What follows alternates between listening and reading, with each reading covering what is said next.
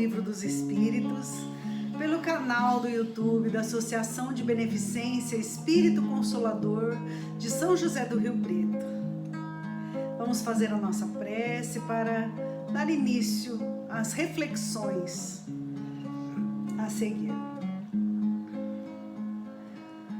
Senhor Jesus, nós te buscamos pelo pensamento neste momento para agradecer, em primeiro lugar, a nossa gratidão por todos esses livros que nos ajudam a conhecer o que acontece após a morte. Obrigado, Senhor, pelo conhecimento, a orientação, as elucidações que encontramos nas obras espíritas. Abençoe, Senhor, para que cada um de nós que estudamos possamos nos melhorar intimamente, emocionalmente, espiritualmente e intelectualmente. Que a tua paz, Senhor, faça parte dos nossos dias aqui na terra. Abençoe todos os nossos irmãos em sofrimentos e permita, Senhor, que eles tenham acesso ao conhecimento que liberta da ignorância e amplia a dor. Sê conosco, Jesus, hoje e sempre, que assim seja. Vamos estudar. Olá, dando sequência aos nossos estudos de O Livro dos Espíritos, como fazemos às terças-feiras aqui no Consolador, agora neste período de pandemia, de isolamento através dos meios virtuais, mas em breve, se Deus quiser, de maneira presencial. Hoje nós vamos ver as questões 1010 e seguintes. Estamos no finalzinho de O Livro dos Espíritos, né? E hoje nós vamos falar inicialmente da ressurreição da carne, né?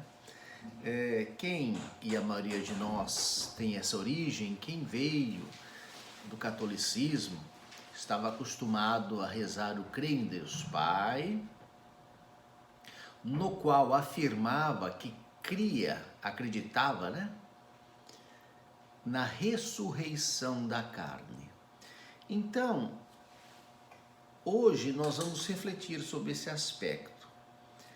Algumas religiões sustentam que no dia do juízo final, nós, os que tiverem morrido, ressuscitar na mesma carne, no mesmo corpo. Quer dizer, o corpo que morre e acaba, ele vai ressuscitar.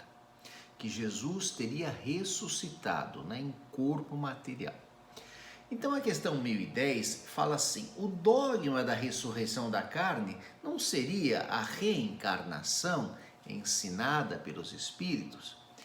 Então inicialmente vamos compreender a questão. Dogma é um ponto, é uma afirmativa, é uma assertiva de uma determinada doutrina religiosa apresentado como certo e indiscutível. Então a igreja tem alguns dogmas, algumas verdades de fé que ela diz que foram reveladas e não se pode questionar, não se pode refletir, né? Não se pode indagar, mesmo porque não tem explicação, né? Como, por exemplo, a Santíssima Trindade. Deus é Pai, Deus é Filho, Deus é Espírito, Deus é o Espírito Santo. Você fala, não entendi. A igreja responde, não é para entender, é para aceitar. Você é católico, tem que aceitar. Então, a reencarnação. Mas a ciência fala que não pode, o corpo acaba. Você é católico, você tem que aceitar. Isso é um dogma, é algo que é certo e indiscutível. Então agora vamos compreender a pergunta. O dogma da reencarnação, o dogma da ressurreição, não seria a reencarnação? Qualquer outra interpretação diferente é absurda, diz o texto, né? E leva à incredulidade, né? Incredulidade, quer dizer, a pessoa que é obrigada a aceitar a ressurreição da carne acaba se afastando das religiões, porque é uma imposição que ofende a lógica, ofende a razão, ofende o bom senso, né? Se nós lembrarmos da doutrina da pluralidade das existências, nós vamos ver que ela está conforme a justiça de Deus, está de acordo com a bondade de Deus, está em consonância com as leis magnânimas do Criador. Então nós só podemos compreender este dogma, né? Eu disse entre aspas porque você não compreende um dogma, você não entende, você aceita, né? Nós só podemos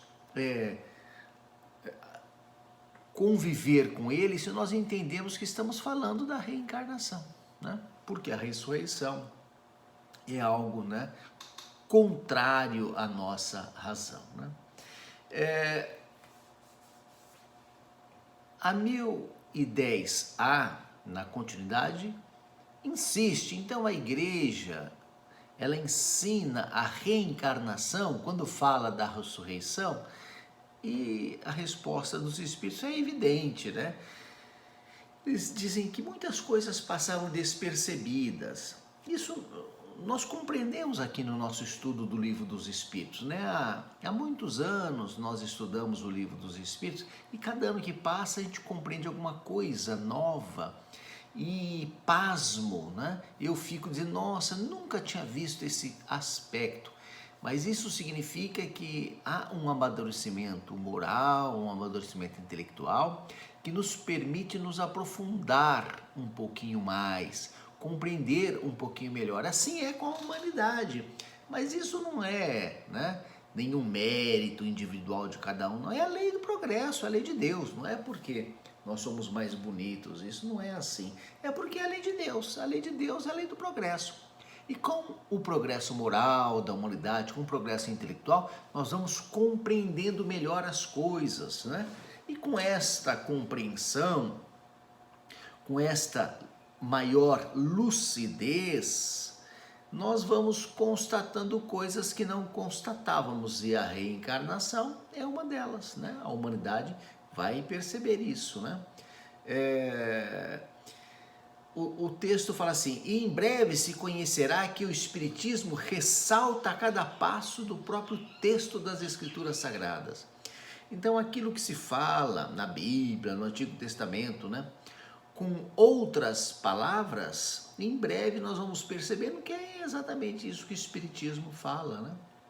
Jesus, quando trouxe o Novo Testamento, ele não era compreendido, né? Parece que ele estava negando, né? Negando o Antigo Testamento, mas ele dizia que veio dar cumprimento, não veio negar, né? Agora, o Espiritismo não vai mudar nenhuma religião, nem tem essa pretensão. Por isso que se fala que o Espiritismo é o futuro das religiões, né? E não a religião do futuro. Não é que todo mundo vai ser espírita, não é isso. Mas a humanidade vai evoluindo, as instituições vão se aperfeiçoando, as religiões vão se modificando, né?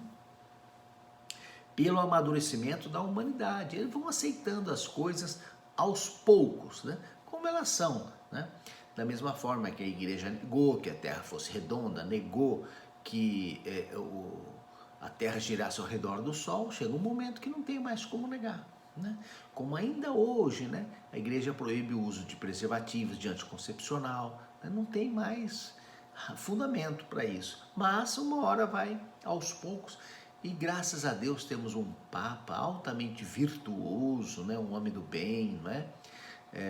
Que vai fazer grandes mudanças, né? Tem enfrentado muita resistência natural, todas as instituições têm, mas ele já é uma criatura diferenciada, né? Com ideias realmente evoluídas, prática da caridade, amor ao próximo, né? Humildade, e realmente está fazendo um excelente trabalho, né? Está propiciando um grande progresso na igreja. E isso é lei de Deus, lei do progresso, né? Se nós pensarmos lá no passado, né, os profissionais da igreja rezando missas em latim, ninguém entendendo nada, né? Então, hoje estamos muito bem, né? O comentário na sequência dessa questão 1010 de Allan Kardec, ele fala assim: a ciência demonstra a impossibilidade física da ressurreição, né? O corpo, o nosso corpo, o corpo físico, o corpo dos animais, ele é formado por diversos elementos: oxigênio, hidrogênio, azoto, carbono, né? Então, pela decomposição física do corpo após a morte, né, esses elementos se dispersam e vão ser absorvidos pela natureza em outros corpos. Quando uma pessoa morre, né, o que acontece? O que a gente percebe, né? Primeira coisa, um cheiro ruim. O que é isso? São os gases que o corpo elimina. E que são os gases? São os elementos químicos saindo do corpo. O corpo vai virar pó. Veio do pó da terra e ao pó da terra retornará, né? Isso não é desrespeito, não é falta de caridade para com os nossos, né, entes que já foram. Não, é uma realidade científica, física. Então, o corpo se decompõe em elementos e esses elementos são absorvidos pela natureza. Aquele corpo acabou, nunca mais ele voltará a ter vida, mesmo porque ele é decomposto, né? É impossível imaginar que todos estes elementos, os mesmos elementos, vão se aglutinar de novo para formar o mesmo corpo. É porque eles já foram absorvidos pela natureza em outros corpos. Então, nós temos hoje, né, moléculas que já foram utilizadas em outros homens. O texto fala literalmente isso, né? Homens de outros tempos, cujo corpo se decompôs e foi absorvido né? E a natureza vai reaproveitando.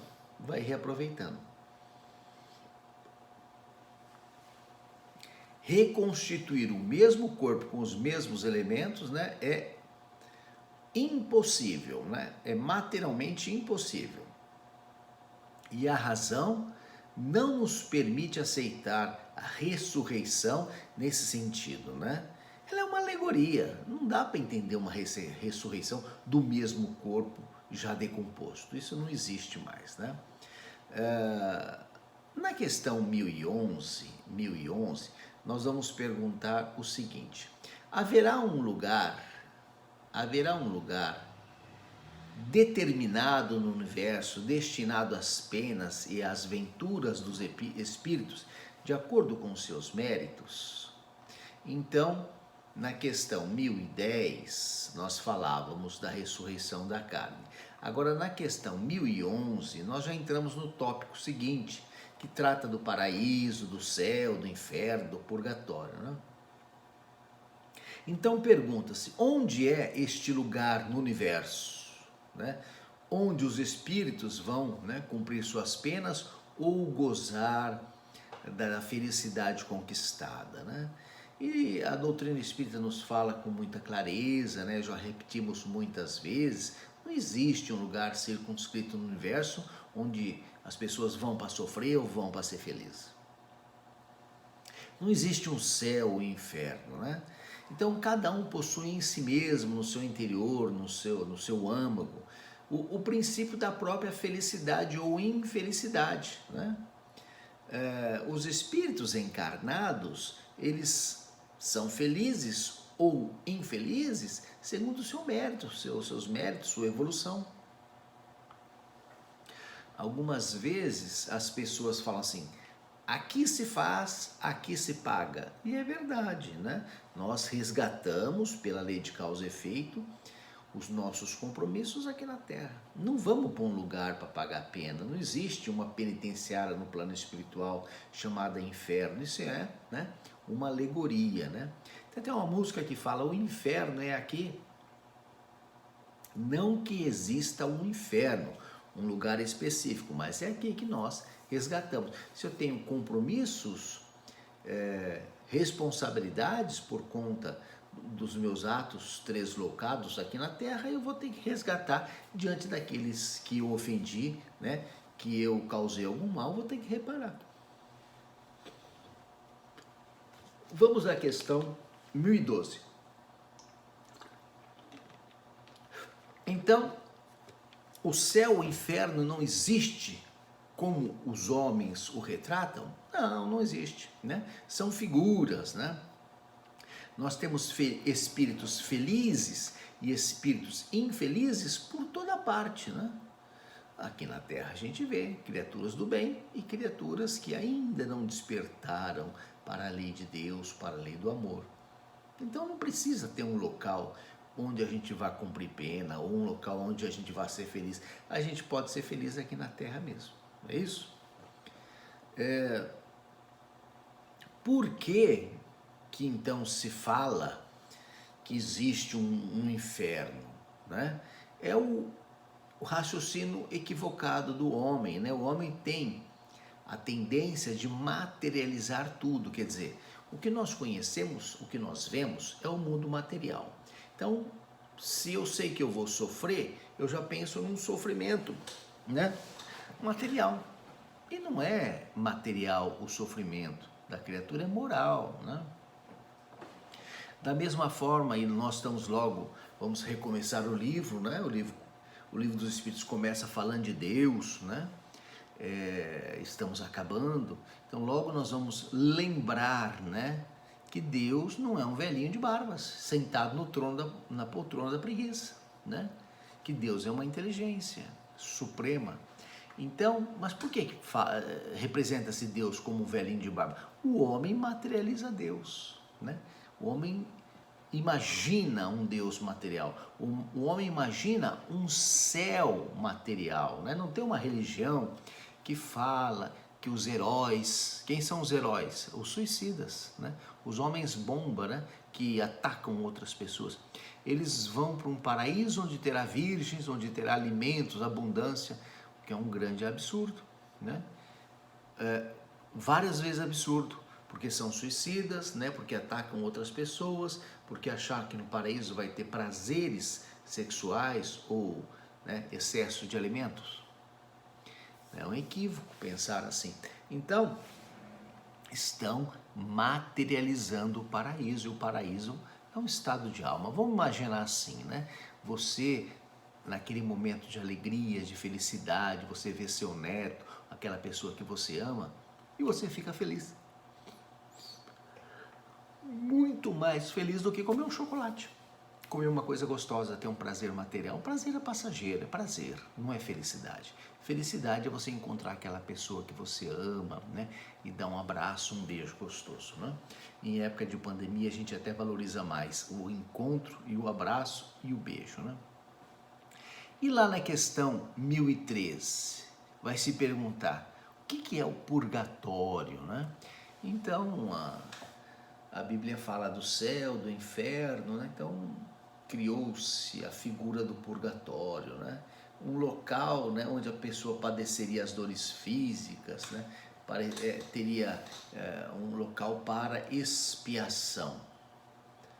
O texto fala que é quase sempre na terra que os homens fazem o seu purgatório, né? Que Deus nos faz expiar as nossas faltas através, não é que Deus castiga através da lei de causa e efeito, coisa e tal. Nós resgatamos aqui, né? Pagamos as nossas contas aqui. Então o umbral é aqui, na terra mesmo, né? Quer dizer, não existe um local para onde a gente vá para pagar a conta, para corrigir os nossos erros. Nós corrigimos aqui. Então não existe um local chamado céu, um local chamado inferno ou um local chamado umbral, né? É um estado de alma, é um estado de espírito, né? O que o homem chama de purgatório é uma alegoria, né? Não é um local determinado, né? Específico, né? Mas um estado de espírito imperfeito, né? Em que é necessário o resgate, a expiação, né? A purificação, né? A evolução, para que possa ir, né, gozar uma felicidade maior, né? Então, havendo essa depuração, essa evolução, né, através das encarnações, nós vamos gozando uma felicidade mais intensa.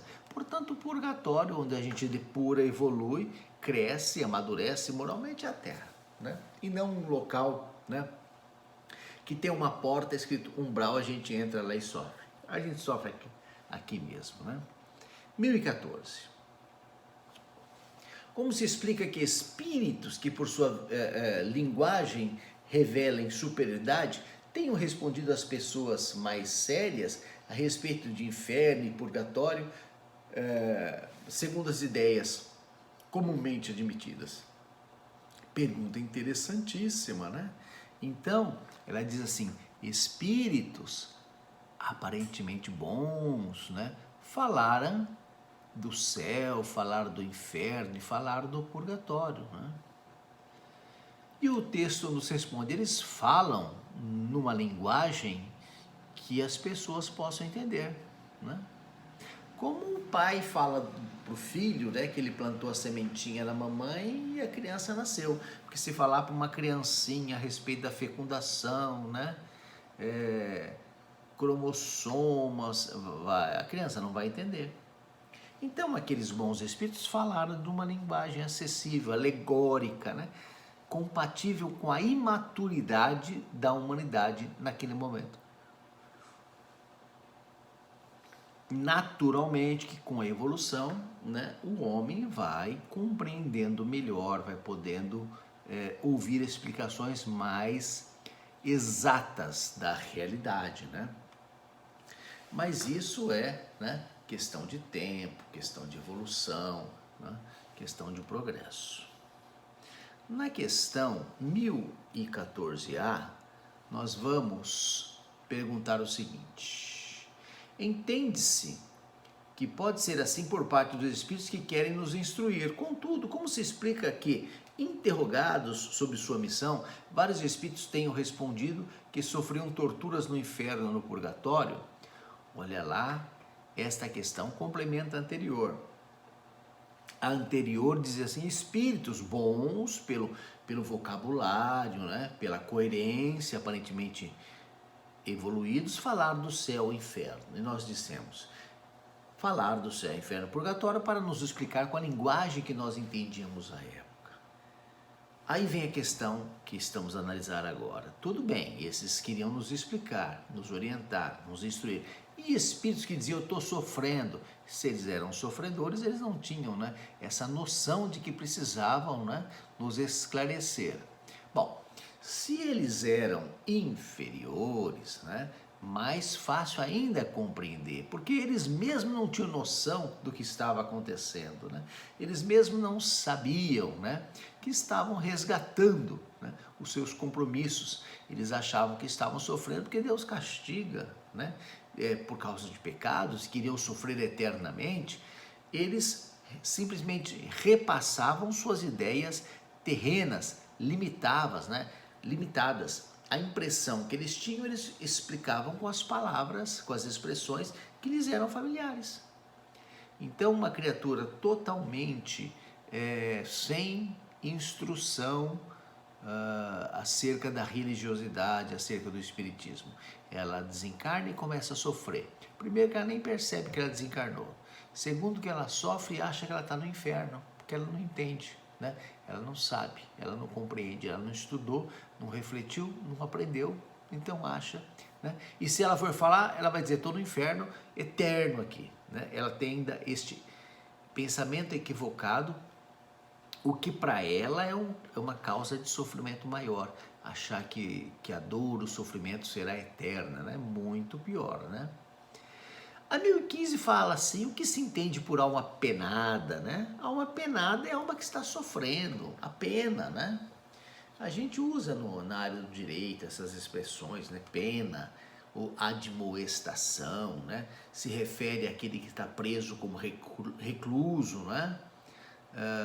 O preso, o detento, né? O condenado, o penado, né? Aquele que sofreu a pena, né? Na verdade é uma alma errante, sofredora, né? Alguém cujo futuro é incerto, né? Alguém que ainda está padecendo dores e que um dia, pela bondade de Deus, vai, né, superar tudo isso. Em que sentido se deve entender a palavra céu, né? Não no sentido de um local escrito, né, específico, onde você abre uma porta escrito céu, você entra e está lá uma felicidade geral. Não, mas, né, os mundos superiores, os mundos mais evoluídos, onde as criaturas não sejam tão egoístas, onde as criaturas não sejam tão orgulhosas, vaidosas, né, é isso aí. O céu pode ser aqui, as pessoas de bem se unem, fazem o bem, vivem felizes, esse é o céu, né? Um mundo onde, né, não haja tanta maldade é um céu, mas não naquele sentido, né, de que a Terra era o centro do universo, a Terra era plana e o céu ficava acima e o inferno abaixo. Isso é uma visão alegórica de um momento em que a humanidade tinha uma visão muito limitada, né, da realidade, né? Ou até outras crenças que falam que o céu é um local, né, de fartura de alimentos, de virgens, né? O céu não é uma colônia de férias, né? Um hotel de luxo, claro que não, né? Não é um lugar de lazer, né? Aliás, a gente vê nas obras, nos romances espíritas, que quanto mais evoluído o cidadão, a instituição, mais ele trabalha, né? Então já vimos obras onde o dirigente geral de toda a instituição descansa 1 hora por semana. Então o céu não é um lugar de ociosidade, né? De deleite, de lazer, não é uma colônia, um hotel 5 estrelas, né? E aquela história de quarto céu, quinto céu, né? Também é equivocado, porque o céu não é um prédio, né, cheio de andares, elevadores, né? Não é isso, né? Mas a ideia de mundos mais evoluídos, né? Mas não seriam 7 também, seriam infinitamente, né? Porque como da nossa distância do animal para nós, da nossa para Deus, é quase que o infinito, de tão longo que é, né? Então, o céu tem, né, infinitos andares, digamos assim, quarto, quinto, milionésimo. E o mundo vai progredir, né? As criaturas vão evoluir infinitamente, né? Não tem fim isso, né? Então são os diferentes graus de depuração. Quanto mais evoluído, maior a felicidade, né? Interessante que, enquanto nós preparávamos esse estudo, me veio a ideia, o quinto dos infernos, né? O quinto dos infernos. Será que tem um quinto inferno, né? Eu também pensei que podia ser uma quinta, né? Que é uma expressão utilizada em Portugal, né? E pesquisando a origem dessa expressão, quinta dos infernos, eu localizei o seguinte, né? Que na época em que o Brasil era colônia de Portugal, o ouro, ele era todo derretido, formava barras e se tirava 20% para a colônia, né? Era um quinto para a colônia, né? Então, quando alguém pegava um ouro, já falava, tem que dar um quinto para os infernos, né? De tributos, né? Aliás, isso gerou também outras expressões como santo do pau oco, né? O que é o santo do pau oco?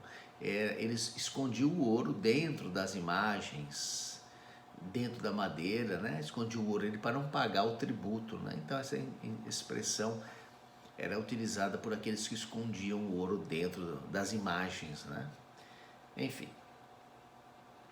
Mas essa ideia de que um céu está acima, o inferno está abaixo, ela parte do equívoco de que a Terra é plana e é o centro do universo. Vamos imaginar o globo terrestre de ponta cabeça. Onde é o céu? O céu ficou para baixo, o inferno ficou para cima, né? Então, colocar o céu nas estrelas e o inferno dentro da Terra é só, né, uma forma de expressão, não é a realidade fática, né? Isso, né? A Terra é só mais um planeta dentre tantos outros, né? Aliás, né, já estamos mandando satélites, o homem já está mandando satélites, já está vendo outros planetas aí, né? Logo teremos novidades, né? A 1018 lembra que Jesus falou, meu reino não é deste mundo, né? Jesus falava do reino do amor, né? Do reino dos corações puros, é porque alguns achavam que Jesus era um líder político, queria fazer uma revolução política e tomar o reino, mas não é desse reino que Jesus falava, era o reino do amor, né? E ainda hoje estamos com dificuldade para compreender e muito mais para viver, né? E o reino da terra um dia cumprir-se-á, o reino do bem, né? Um dia será realidade aqui na Terra? Com certeza, né? Quando os homens evoluírem, quando o bem superar o mal, quando banirmos o egoísmo, a maldade, o orgulho, a vaidade, né? Teremos a reencarnação ou a encarnação de espíritos mais evoluídos que vão construir uma nova geração na Terra, né? E vai ser no terceiro milênio que nós já estamos, não é hoje, não é amanhã, porque um milênio é 1000 anos, né? Tivemos apenas 21, mas vai acontecer, né? Temos mudanças, teremos evolução. Se nós olharmos 1000 anos para trás, né? Na época da Idade Média, a humanidade era rudimentar, né? Aliás, 100 anos atrás a coisa já era feia, né? 100 anos atrás, 50 anos atrás, os mais maduros se lembram, né? Imagina 1000 anos, né? Era muito mais ignorância, né? Muito mais estupidez. Hoje estamos muito melhores do que 1000 anos atrás e daqui 500 anos a Terra será um local muito melhor. Bom, então hoje nós conversamos rapidamente sobre as questões 1000 a 1019 de O Livro dos Espíritos. Sempre recomendamos a leitura para complementar, né? A leitura das questões para complementar o estudo, né? Podemos nos aprofundar no Céu e o Inferno, né? Outra obra do Pentateuco Espírita, que se aprofunda nesse assunto, nesse tema, né? E é um tema muito interessante. Qualquer dúvida, colocação, sugestão para o debate, pode ser feita através do WhatsApp, né? E nós vamos conversando. Semana que vem continuamos com o estudo. Tenham todos uma boa semana. Muita paz.